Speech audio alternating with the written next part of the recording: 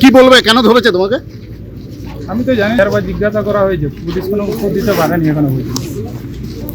কি অভিযোগ তোমার বিরুদ্ধে, জানো কিছু? না, এর আগে কিছু বলছেন। এর আগে শিক্ষককে মারধরের ঘটনা ঘটেছিল। ওই কেসটাই তো আমাদের জেল হয়ে গেছে, জেল হয়ে গেছে, এটা ফাঁসানো হয়েছে।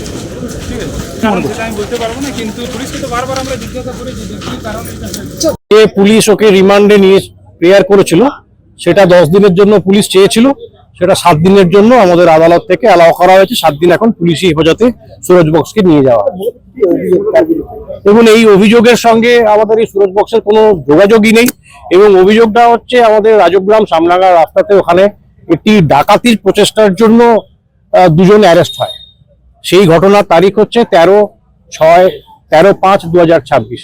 সেই ঘটনার সঙ্গে এই আসামিকে এই সুরজ বক্সকে যুক্ত করেই মামলা ফরওয়ার্ড করা হয়েছে। এখনই এটা আমরা সবটাই খতিয়ে দেখছি। একটা সরকারের পালা বদলের পরেই যখন দেখছি যে একটি ছাত্র একটা সংগঠনের একটি নেতাকে এই ধরনের মামলায় ফরওয়ার্ড করে দেওয়া হচ্ছে, তখন তার একটা সম্ভাবনা থেকেই যায় এবং এটা রাজনৈতিক ষড়যন্ত্র কিনা, এবং সেটাও আমরা খতিয়ে দেখছি। তো সম্ভাবনা সব রকমই আমরা দেখছি, ভাবনা চিন্তা। যে ঘটনা, যে অভিযোগের ভিত্তিতে মামলা শুরু হয়েছিল, সেই ঘটনা বা সেই অভিযোগের সঙ্গে এই মামলা যাকে আজকে কোর্টে ফরওয়ার্ড করেছে পুলিশ, কোন রকম কোনো সম্পর্ক আছে বলে আমরা বিশ্বাস করি না এবং ঘটনার সঙ্গে জড়িতও নয়। অবশ্যই আমরা জামিনের দরখাস্ত করেছিলাম। আজকে জামিনের দরখাস্ত মহামান্য আদালত থেকে অ্যালাউ হয়নি, রিজেক্ট হয়েছে, এবং 7 দিনের জন্য পুলিশ তাকে হেফাজতে নেবার একটা নির্দেশ পেয়েছে কোর্ট থেকে। দেখা যাক, আগামী 23 তারিখে আবার কোর্টে তাকে তোলা হবে।